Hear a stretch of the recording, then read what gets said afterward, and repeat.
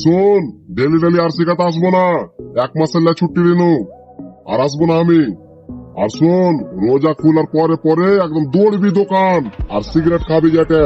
আর একটা কথা শোন, ভোরের বেলা আজান দিবে, দিয়ে খাইতে উঠবি।